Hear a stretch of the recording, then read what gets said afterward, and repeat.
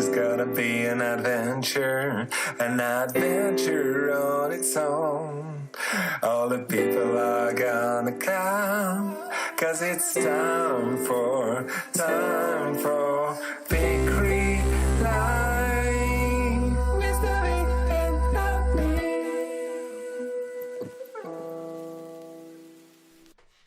Well, hello, everybody. Hello. It's Davey. We got Arny. Hi. We got everybody's in their black shirt today. Uniform. Because the stillness and peace that we're after is in the blackness of our internal selves. And also because we like black metal. And Black Lives Matter. Yeah. All these things make black important. So, as you can see today, we are going to be talking about toxic positivity and hustle culture. I'm a huge personal development fan. I mean, I've been reading, I can't stop reading personal development. I've been doing it for years and it's my field. But, so I don't want to pretend it's like a messed up industry, because it's not. There's so much amazing stuff out there. But at certain points in the personal development journey, we can fall into some traps.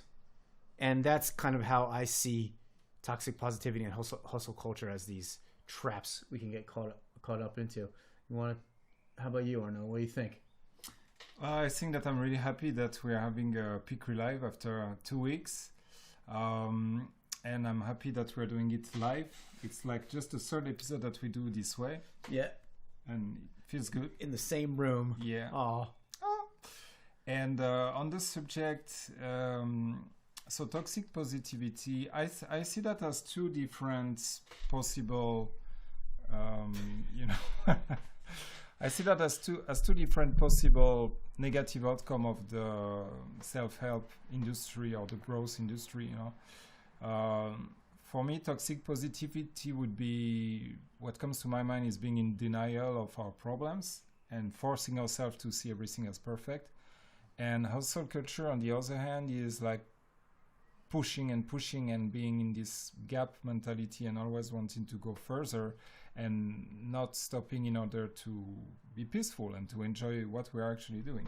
So I think that there are two pitfalls that are easy to fall into, and that I've certainly fallen into myself. I'm really happy that we're talking about that today.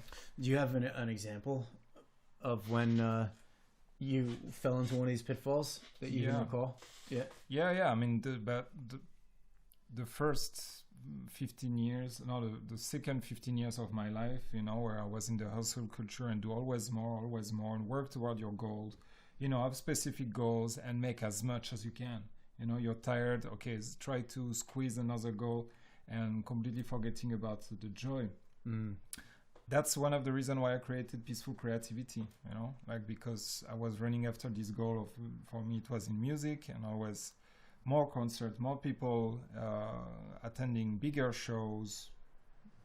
We finished an EP, now we do a LP. Now, we sold X copies, I want 10x of that. Always more, It's endless and it's not joyful, So it's like, that's one example. The people who are part of hustle culture basically will, it's all about achieving those goals. So did you achieve some of them? And you're saying you didn't have joy along the way. And what I'm wondering is, did that change if you achieved a goal? Or is this whole idea of putting our joy on the goals, then, maybe actually not how humans work, or many of us work? What was your experience when you actually achieved a goal? Well, I was completely into the I'll be happy when. I'll be happy once, once this is done, once we've done this and that, So, and it doesn't work. And actually, we were talking about that off camera before, but I just had a big win in my life right now. And I don't feel the joy that I was expected to feel, So I'm still into that. But at least now I'm aware of it, and I know what to do.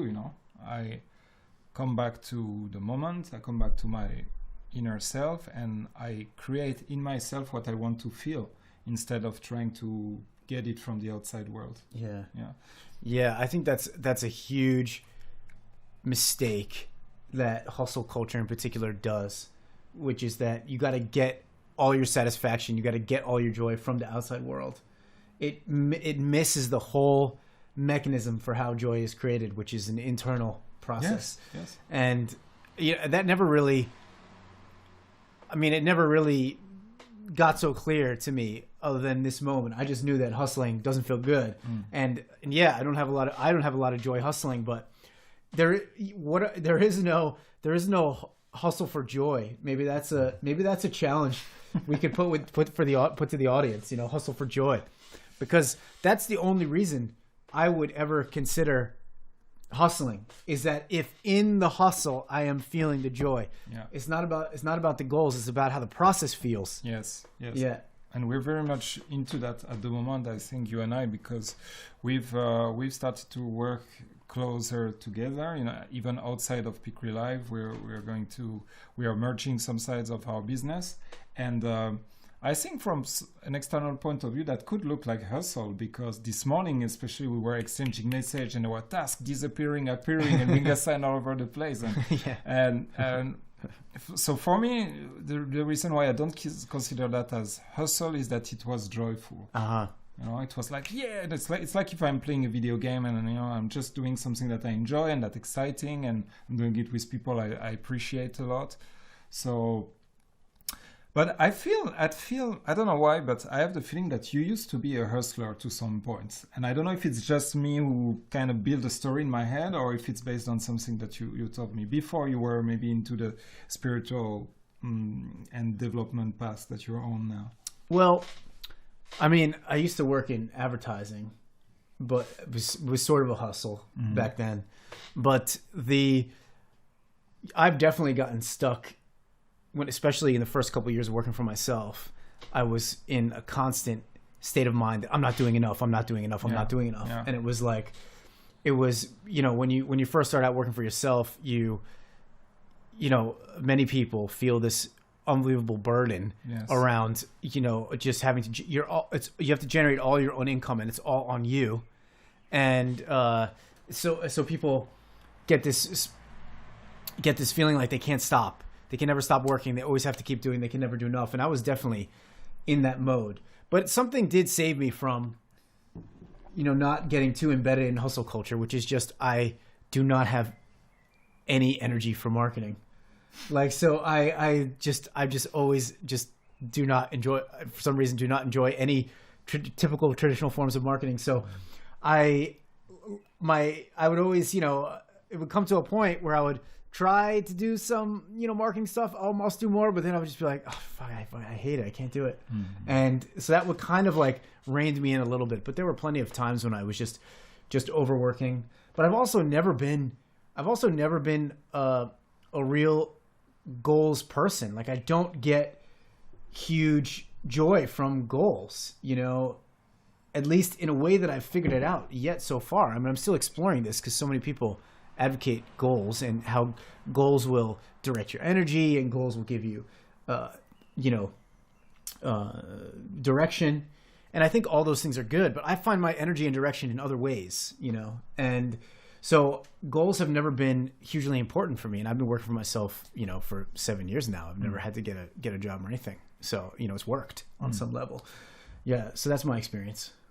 Yeah. Since you are touching the subject of goals, last time we had this conversation, you had just finished reading Atomic Habits by James Clear. Yeah. And you were like, this guy validates me in me not liking goals and not and I was like, okay, that's interesting, but I consider myself still a goal person.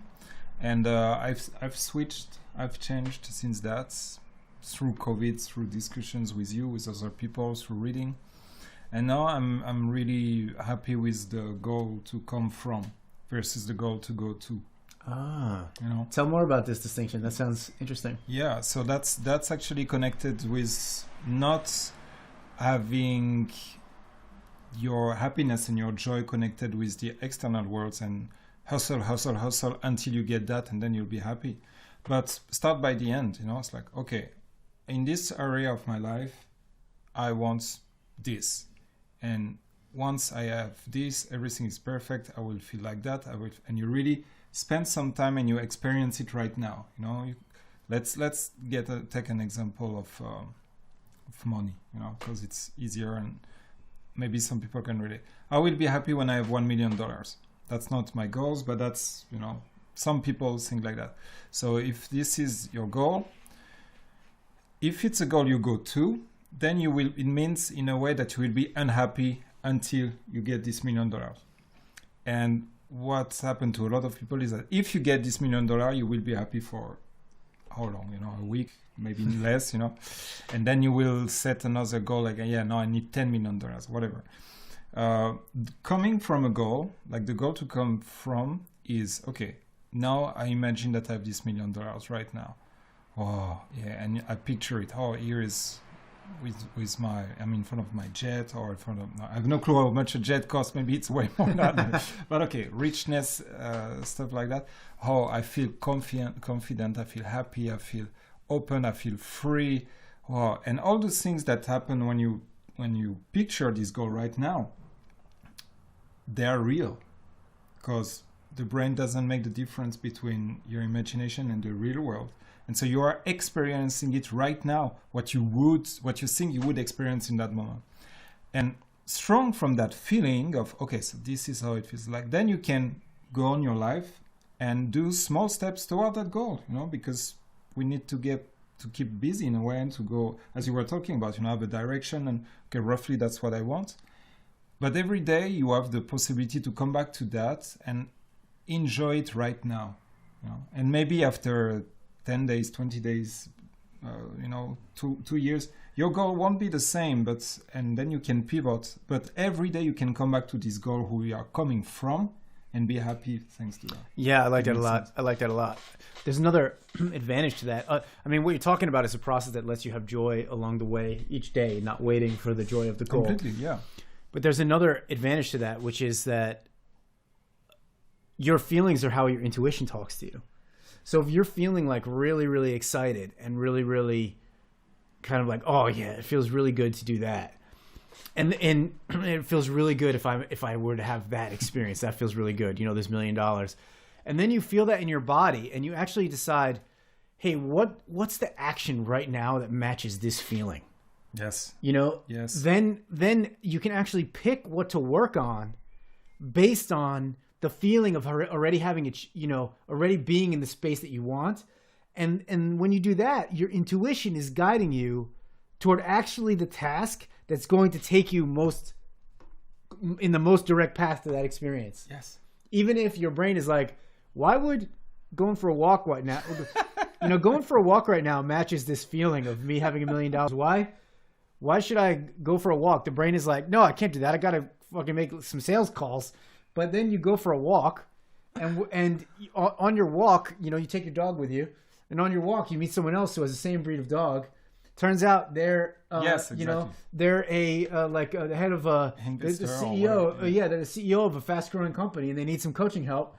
And now you're like, oh my god, I just made, you know, $500,000 from walking my dog. Yeah. So your intuition knows. Your intuition uses feelings to tell you what are your best actions that will take you to that state. So I really like that process, coming from the goal instead of going to the goal, coming from the goal. That's a really nice articulation. Yeah, and also it's way less risky, you know, because like if you're going to a goal, then you might spend 10 years with an uncertain outcome. But if you come from the goal, you get your joy and your happiness and your excitement right now, and it's real, you know. Mm. And so what do you have to lose, you know? Nothing. And I was laughing because I was imagining, you know, how the brain reacts. Okay, I want $1 million, so what I feel excited to is playing trumpet. And then I was imagining the brain, what the fuck are you doing? And then your neighbor come and rings, and he's the same CEO of this fast-growing company. So we never. It's like, I just heard my favorite song coming out of the window, and how did you know that song? And then you have a whole conversation, and now he's a client. It happens all the time like this. Yes, it happens all the time like this. One of my favorite career coaches, Meredith Walter. She's in the U.S. in Atlanta. She her and I have had like a kind of a professional relationship among the years. We're sharing insights about building a business, coaching people. And, at one point she told me, I've tried everything to get clients, and my business is full right now. And and what I've learned about getting clients is I have no control over where they come from. Yeah. She just saw all the time they were coming from things she would never expect. And all her attempts at marketing were like, sometimes they would work, sometimes they wouldn't. Yes. But then like she would go for a walk or meet a friend or have lunch with a friend or just whatever. And these people would come. So, it's not the hustle culture misses out, I think, on all of the serendipities and all of the things that get activated when we're going with these internal feelings. I mean, that it misses out on the physics of the universe, and then I don't know if we're going to go down that rabbit hole, but let's just leave it at that. You can do your own research. I'm interested to go into this rabbit hole. Well, one thing I wanted to say before we go down, also people react to people. People connect with people more than with Facebook page and Facebook ads and whatever. So if you are into this energy, if you are excited about this ideal future, but you're bringing this happiness and this joy right now, and then you go to talk. Let's say that you have a business meeting and you come in with this energy, people react way better. Also, you're less needy and people can feel that, because you already have this feeling. So you're not trying to get it from them. Yes. Yes. People can really feel when you're trying to get something from them, and it automatically puts up some resistance, some defenses. So that's a really good point. Yeah. I think it's also, even if you were to do like write an email, I mean, what if the excitement is just to email somebody? Think about how different that message is going to be. Yes. If you're just feeling this state inside already, that where you have what you need, you're connected with it. Your message, the words you choose, are going to be so different. Yeah. And just to be clear, think about a moment where, okay, I don't know, the example that comes to my mind is if you're the dating life. Let's say that you're already dating 2 or 3 people and you're really happy about that. Oh, and then there's a player. And then there's a fourth. That's a hypothetical. Yeah, of course. Yeah. And then there's a fourth person that comes that's of interest, but you're not thirsty, right? You had your fun, etc. Look at how different the approach is with that fourth person. You're like, yeah, well, sure, yeah, maybe next week, maybe in 2 weeks, I don't know. Yeah. But on the contrary, if there is just one person in your radar and you want to date that person, then you're like, okay, I need to make everything perfect. And what comes out of this? You're stressed, you're not yourself, you're needy, and the other people, he or she feels it. And so he's more likely to not react the way you would like the person to react. And then same in business. Yeah, totally. And if you go back to that fourth person, who you're like, yeah, whatever, maybe we can hang out tomorrow or something. Then they're like, oh, this, oh my goodness, this guy, this guy has his shit together. You know what I mean? Exactly. Yeah. And people try to play that game when they're dating. They try to play that game of like, oh yeah, sure, maybe I can meet tomorrow. Whatever. And there's so many like pickup artists trying to teach people how to do texts, but if you don't have to fake it. You can just actually authentically feel inside that you're connected to what you need, and it's not going to come from some other person. So you're automatically feeling like, oh, I can just be peacefully. I can have a peaceful, creative approach to this conversation. It's going to be much more fun for me. It's going to be much more fun for them, and something interesting can come out of it. Yeah. And it's not about the hustle or faking it or manipulation. So much of the hustle is about manipulation. But we should we're going to have to touch on toxic positivity soon, because it sounds like, one possible interpretation of what we're saying is that, just connect with the good feelings inside of you, Yeah. No. and then act from that place. Meanwhile, we talked about how we're going to talk about toxic positivity. So we have to connect the dots on that one. Yeah. But I feel like, if you're caught in the hustle culture, if you feel like you're pushing, you can't stop. You got to get that side hustle. Got to make it work faster, more. You got your current business. You got to grow it more, faster. You got to get to that goal. You need to ask yourself, that could be fine for you. Actually, yes, that could be totally fine for you. The question is, are you enjoying it, and along the way, and are you taking care of yourself along the way. Yes. Because if your joy and your self-care is missing from what you're doing, you're not helping your business. You're not helping other people. You don't have anything left in the tank to support those around you, to be the impact you want to be. So that's what I think that's why we got to unplug from that hustle culture. That's so important what you just said, because like some episodes ago, we were talking about the corporate world, and how, it doesn't really fit our values. And we had some negative experience with that. And we said that time that if corporate works for you, that's great, and go for it. And that's the same with the hustle culture, where, I'm not saying, and I don't think you were saying it neither, that hustle is bad. If it works for you, and if it's joyful for you, then by all means, go and hustle. It works for some people, Like Gary Vee, Yeah. I think Gary Vee just seems like he really gets off on being in a constant hustle. That's how he actually loves to live his life. He loves it. He can't stop thinking about how to, he said it before in interviews. He can't stop thinking about how to win. In this situation, he can't stop thinking about how to grow the next thing. But so that's natural for him. So if the hustle culture is natural for you, then go for it. But if there's something else that's natural for you, do you have the courage to actually live your life in the way that's natural for you?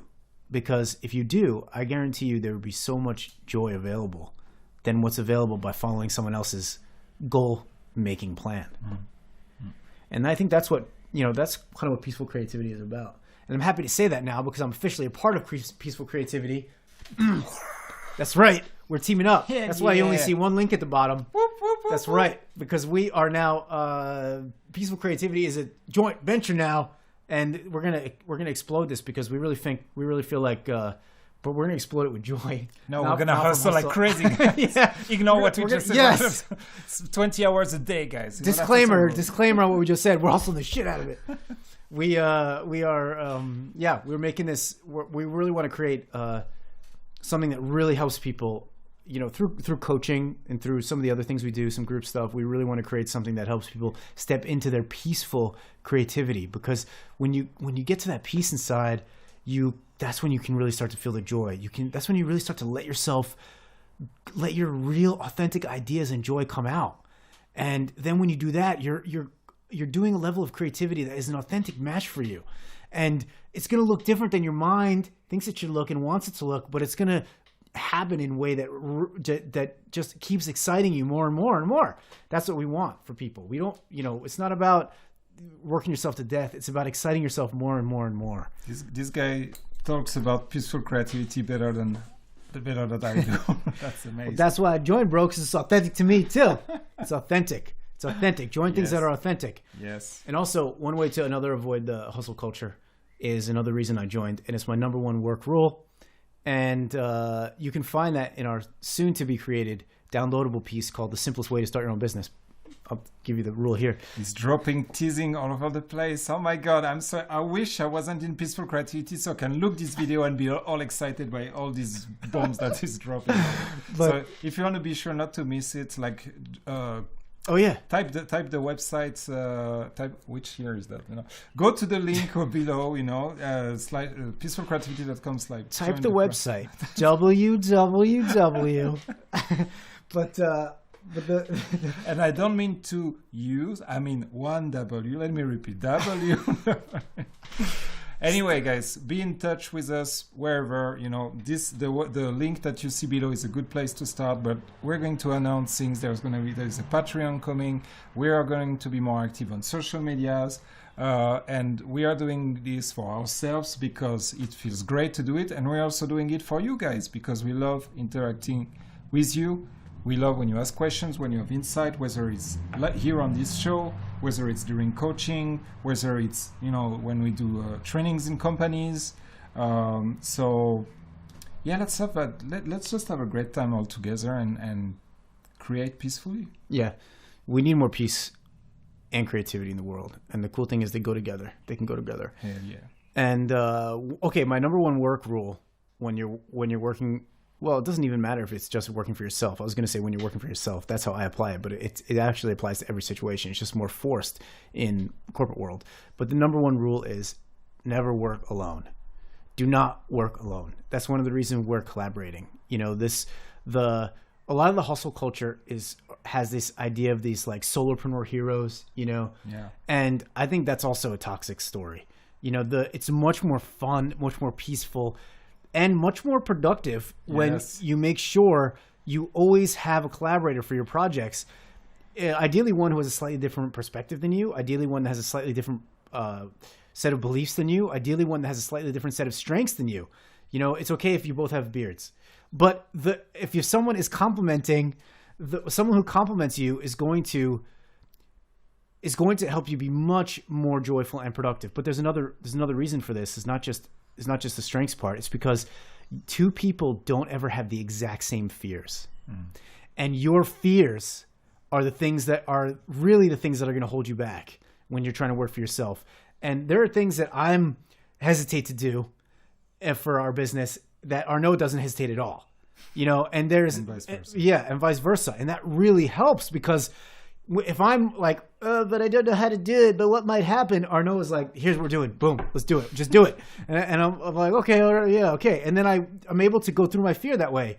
And, you know, it's the other way around when Arnaud is like, you know, crying in the corner, you know, I do my trauma work with him and then he's able to do it, you know? Yeah. So you pull each other through. We had a great example of that when we released our course last holiday season. You know, we were talking about pricing, and it was so clear how our fears were not aligned. Luckily, you know, and yeah, that's a good thing. You know, and I was like, oh, really, $17? Isn't it too much? And David was like, really, bro, $17? Like, how many hours have we spent on these things? You know, how much value is it bringing to the people's life? You know.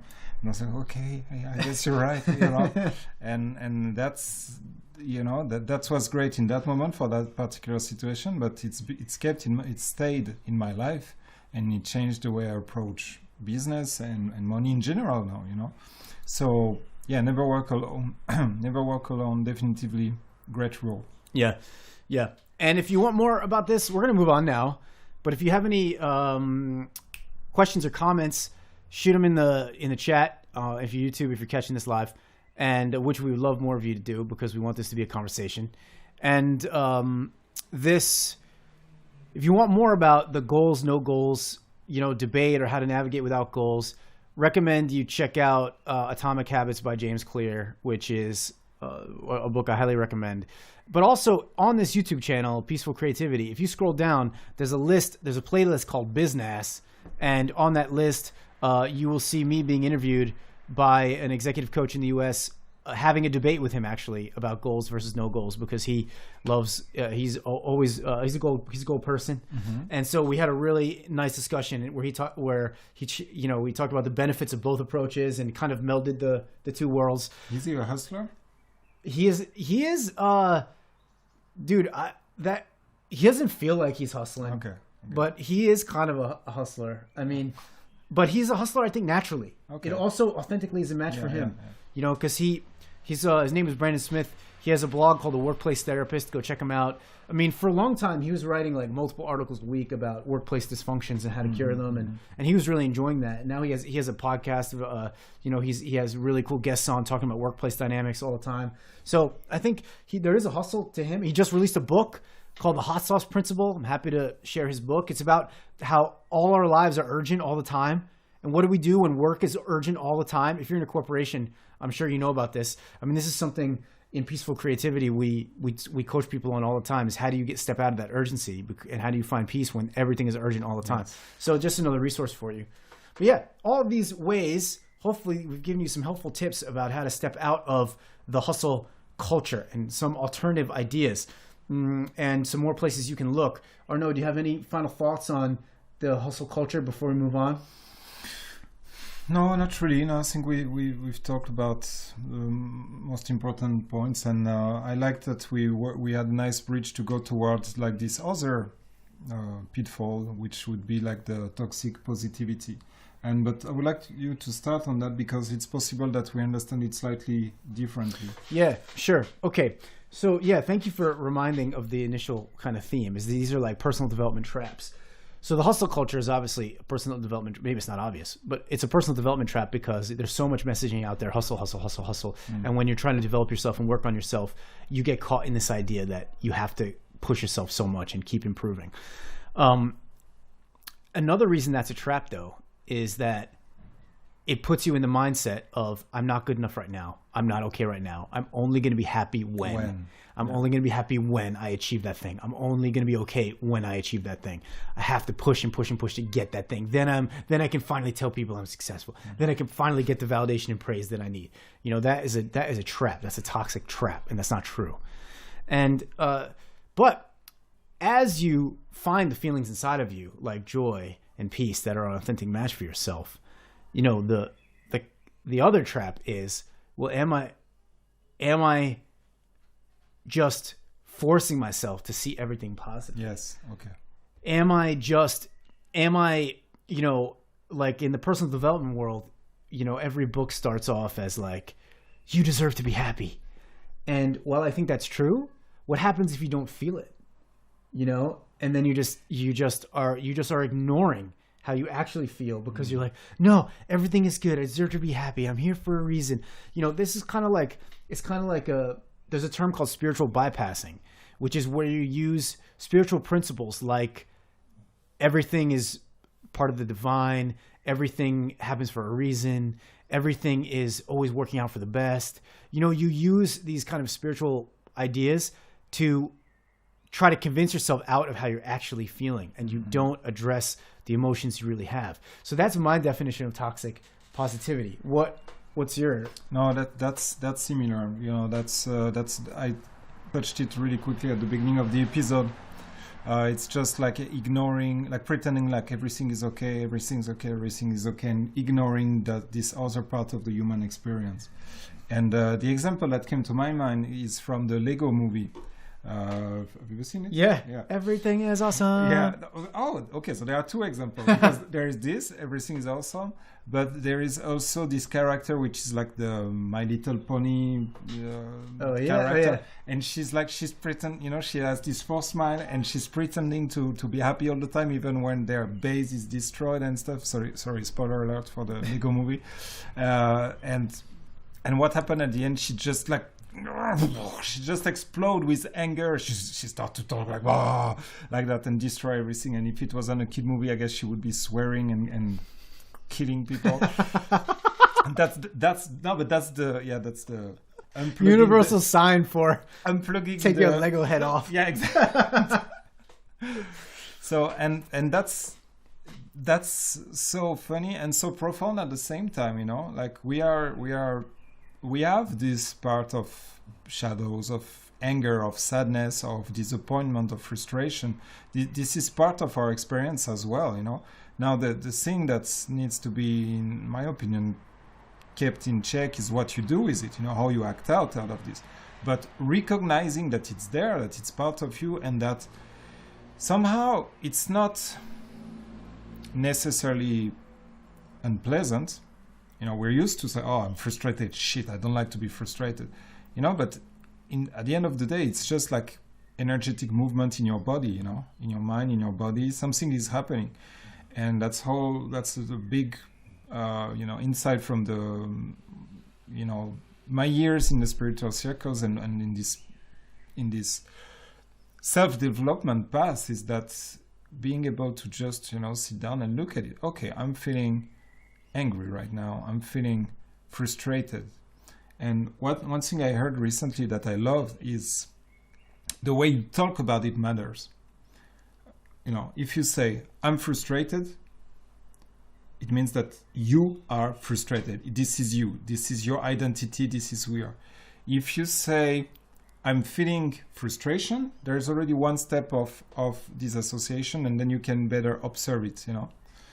And if you say, I'm conscious that I feel frustration, then it's like you're taking even more space. You know, you're like, okay, I'm conscious of everything, but also that I feel this thing, this negative feeling. And when you look at it this way, it's it's really acceptable. It's really okay. It tingles. Okay, it's kind of moving. It's warm, constriction. Okay. Oh, look at that! It's already moving. It's already. Oh, gee, where is it? Oh, I lost it. And Where's my frustration? Mom, give it back. So, yes, toxic positivity is a risk. Ignoring the negative, or like what we call negative or unpleasant, what we call unpleasant part of our emotional spectrum is, in my opinion, dangerous. Yeah. And why would you say it's dangerous? Because we don't want to end up like the My Little Pony character. Yeah. At some moment, we just go and hit on the table and or do horrible stuff. You just woke your dog up. Gee, I just did it. So I bumped on the table and woke my bitch up. She's a female dog. She's not. So I think it is dangerous because even if you are ignoring the difficult emotions you feel in your conscious experience, they are still there in your subconscious. Even if you push them down, even if you refuse to talk about them, even if you pretend they aren't there, they are still in you. And they are damaging you physically because they're creating stress chemicals that are coursing through your body. They're causing tension in your muscles. I've read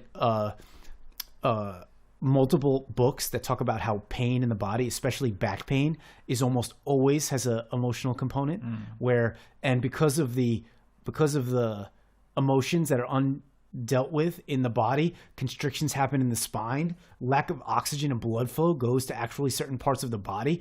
Your body mind is one thing. It's one thing. Your mind is not just in your head. It's distributed in your whole body. You're a completely interconnected ecosystem organism.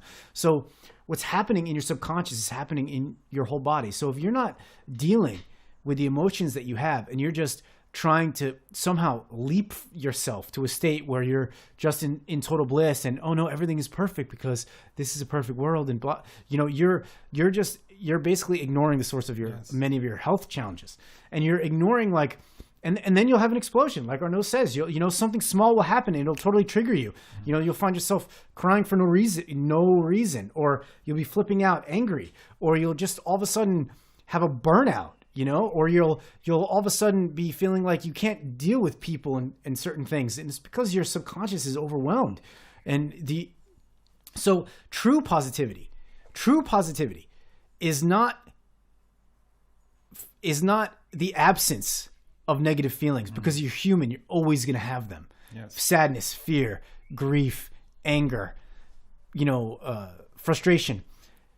The true positivity is not the absence of those. True positivity is being able to be big enough inside yourself and in touch with the parts of yourself where you can have those feelings and let them be there and still be in touch with the other parts of you that are feeling good and are feeling positive, because all of those pieces are there simultaneously. And that's a skill. That's a skill that people can develop with mindfulness, other body experiencing techniques. You can learn the skill, as Arnaud said, of feeling an emotion and feeling how the sensations in the body and how it's moving through you, not trying to fix it or push it down or push it away. But you actually bring your own acceptance to it. You bring a certain level of peace to the emotion. By not fighting it, you bring peace to the emotion. And so the frustration or anger or sadness happens, and you can, I am experiencing massive anger right now. I'm conscious that I have massive anger in this moment. And now you have the choice. How do you want to respond? What's the most self-caring move? What's the move to do? Do you need to go and shout in a corner? Do you need to go sit and shake for a bit? Do you need to go punch something? Do you need to go write a note and like an angry letter to get it out, but that you never send? Do you need to just sit and be with the anger, feel it and hold it? Whatever you do, you now have the consciousness of you've moved the subconscious trigger process into your conscious mind, and now you can do something with it to heal it. As opposed to if you try to push it down all the time, be positive all the time, It's not there. It's not pretend there. you're okay Yeah. all the time, you're never actually giving yourself the chance to heal yourself. Yeah. So it's okay to not be okay. Yeah. It's okay to not be okay. And this stuff can be life changing, really, because here I think you were talking more about the moment where you have this realization that you're feeling that when you're alone, or maybe because the act that you just talked about, writing a note, etc., it's more of a solo work. But imagine that it's going on when you are with someone. You could punch someone in the face. You could do something crazy in traffic. You could do something horrible. And now, if you train that skill, you have the choice, and this can save your life. This can save the life of people around you. This is not. I mean, it has some real life consequences, is my point, and that is such a richness to have these few seconds of choice. It's like, oh, okay. I realize that I'm conscious that I feel the anger. Okay, I'm not going to shout on my kid who has nothing to do with that. I'm not going to punch this wall. I'm not going to. Here's what I'm going to do. No. And one thing I wanted to talk about is a lesson that I learned in February. I was in a coaching course, and I got a really bad professional news in the middle of the coaching course. I got fired from a project, and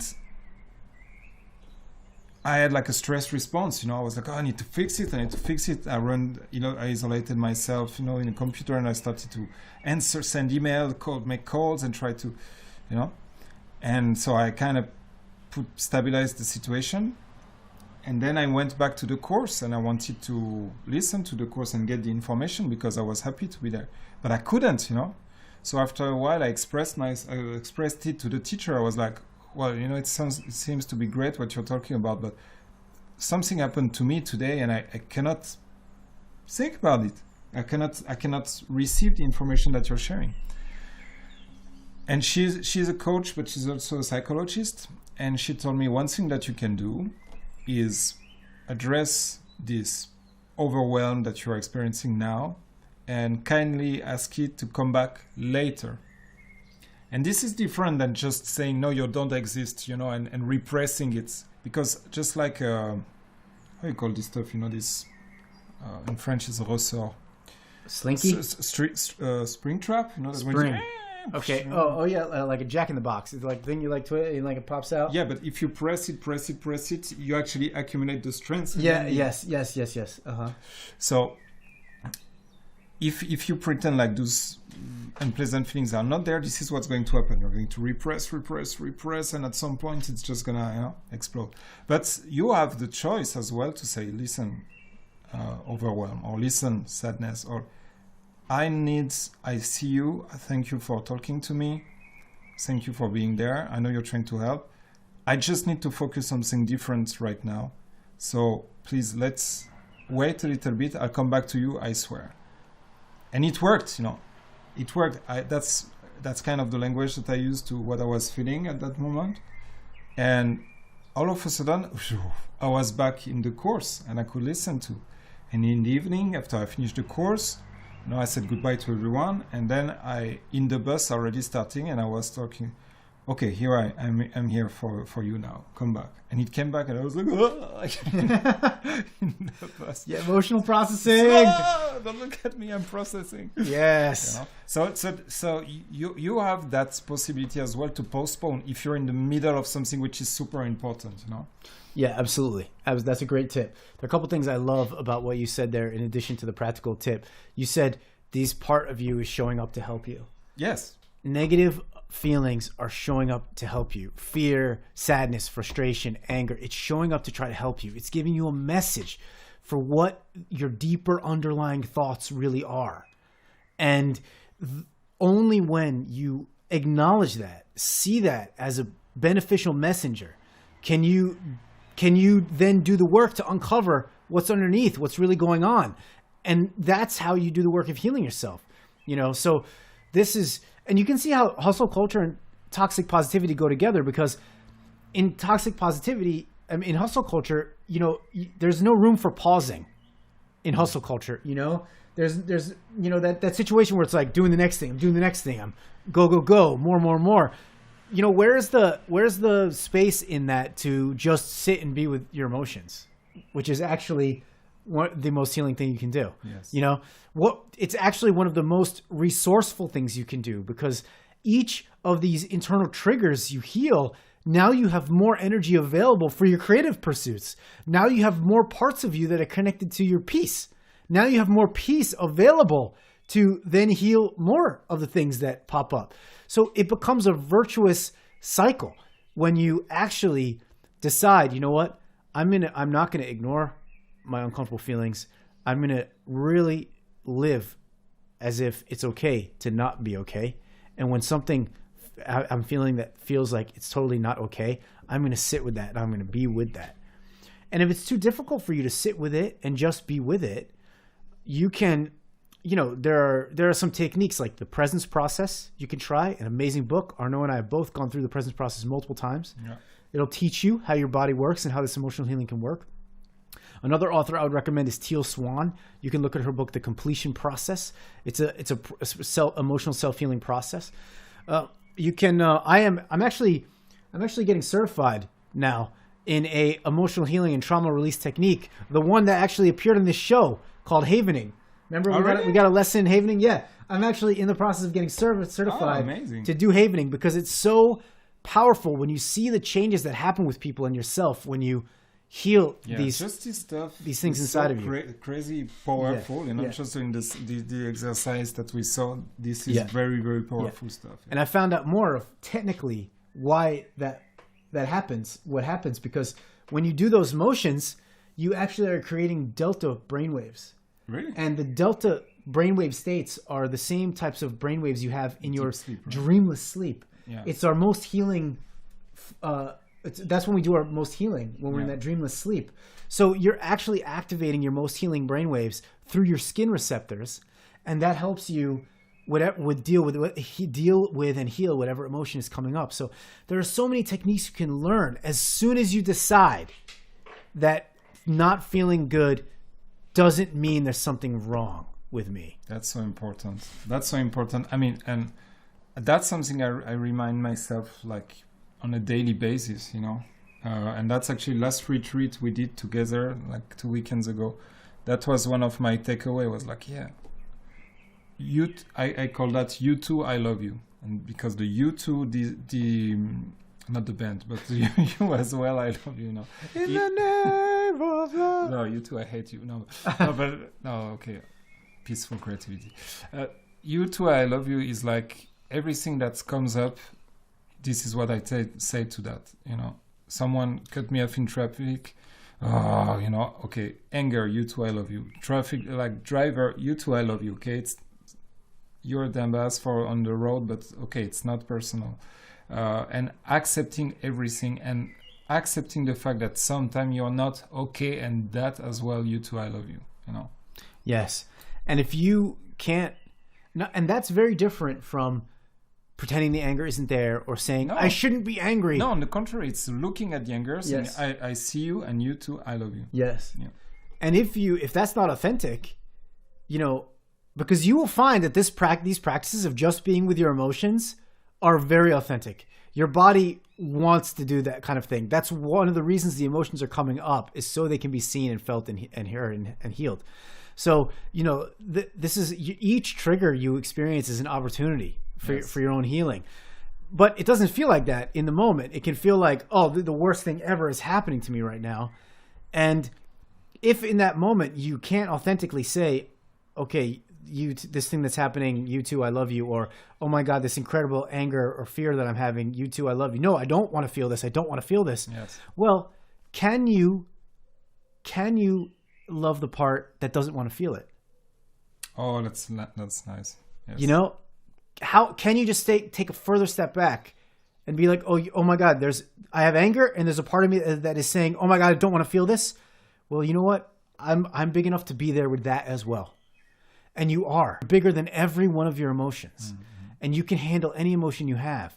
The challenge is that And once you start practice with maybe the littler emotions, if you never tried this before, you will start to learn this very quickly, and your skill will build very quickly, and you'll be able to, I mean, this is really part of the emotional resilience component of what peaceful creativity teaches, because once you learn this skill, you are able to handle big surprises and emotions. Like that episode we did on peaceful creativity, you can go look it up. It's called Vulnerability and Money, where Arno showed up to the show just receiving some extremely triggering news that put him in the mindset of, oh my gosh, I'm in a financial emergency. Yeah. And, you know, and my family, I got my family to take care of, and all this is horrible. And his brain, just like Arnaud was describing, his brain was constantly trying to, I got to fix this, I got to fix this, I got to fix this. And no options. No options. Yeah. No options are coming when you're in that survival state. So what did we do? We first got him into a place where he started breathing again. We got him into a place where he was really feeling what he was feeling. We got him into a place of spending time with the emotions and spending time bringing whatever level of peace, whatever level of acceptance or understanding he could bring to those emotions. And the space started widening. The distance between him and his emotions started growing. The more options started coming. Yeah. And what happened? Within just a matter of days, the whole situation turned around. Yeah, because we talked about it during the retreat, and so some people asked me to send the videos, and so I could see, but I was just like, I think 3 or 4 days between the 2 videos.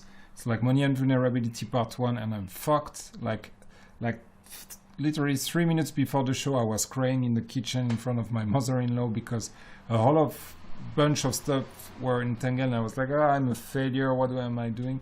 And 4 days later, I have a smile, you know, here, and that money is coming from all the sides, and opportunities are coming from all the sides. And now that it's like 2 months, it's even more. I mean, it's even more funny to look at it because like we don't see the grand plan of the universe. We don't see the possibilities when we are in this stress mode, you know. Yeah. And that's okay as well. You too, I love you. The fact that we don't, you know, that's because we're humans and we all share that in common. And for that, at the minimum for that, that's a beautiful thing that we are all the same and that we can understand each other. Because when something bad happened to us, this is a natural survival reflex that we have. That's here for a reason. I think that brings a perfect tie-in and connection to finish our show of both of the reasons toxic positivity and hustle culture become traps is because both of them, embedded in them, have the message, you're not okay. You're not okay who you are right now, what you look like right now, where you are right now. And hustle culture says you have to get to a future state where you're better. It means you're not okay right now. And toxic positivity says whatever I'm authentically feeling right now, not okay. I have to be positive. I have to show everybody that I'm positive. I have to keep thinking positive. And both of those are just recipes for you to destroy yourself. Destroy your self-care, destroy your peace, and destroy your creativity. And make your life more complicated. Yeah, because like if you're authentic, if you accept what's going on, you know, then and this is okay. So, well, I'm feeling like shit today, and that's okay. You too, I love you. The feeling of feeling like shit, you know. Everything is easier. And if you manage, but okay, that's for another episode. But if you manage to express it in a way that can be understood for people around you, imagine what it could do to your couple, to your business life. You know, if you go imagine how many arguments you could avoid if saying, you know, honey, today I'm feeling pretty angry, and I don't think we should talk about that right now. Let's talk about it tomorrow if that's okay with you. Let's have a nice evening. Let's open a bottle of wine, or, you know. And if you're coming to your workplace, if you work in corporate, and you say in advance, if you accept to say in advance to your colleagues, you know what, guys, I have stuff going on. I'm feeling pretty angry right now, so I would rather. It's not about you. I just want to have some time. Imagine how easier your life gets, because people get that, because, as I said, this is one thing that we all have in common. All bad shit happened to all of us, and we have this response. Yeah, that's something that connects all of us. So they can go, yeah, okay, no, so I won't talk to this. I won't talk to him today. I will talk to him tomorrow. Yeah, and they might even try to help you. Yes. You being authentic with how you're feeling might actually help you get some of your needs met, your key needs met. Not even by you having to try to manipulate and grab anything, but actually by being like, hey, this is just how I'm feeling today. Someone might ask you, what do you need something? And you might be able to say yes. And you now have a much closer relationship with that person just because you were true to yourself. Again, something that we talked about in our course, Peaceful Holiday. That's right. Yeah. Peaceful Holiday course. Maybe, it's only 6 months till Christmas. Maybe it's time to start promoting it. Hustle! Hustle. If you want Peaceful Holiday, smash that like button, guys. Yeah, subscribe. Hit the bell. Click the bell. Bell me, bro. When we're ready to sell your course, you'll get a bell. Get on. Get on our email list if you want some shit, if it feels good to you. Thank you so much for watching, everybody. Thank you for coming with your questions. Thank you for watching. And we're looking forward to the next episode. Goodbye, everybody. Now, the epic outro. Peace.